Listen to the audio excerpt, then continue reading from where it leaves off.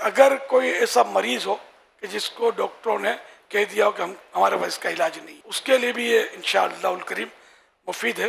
9 और 10 मुहर्रम शरीफ का रोज़ा रखे। नहीं रख सकता, कमज़ोर है, आशूरे का रख ले।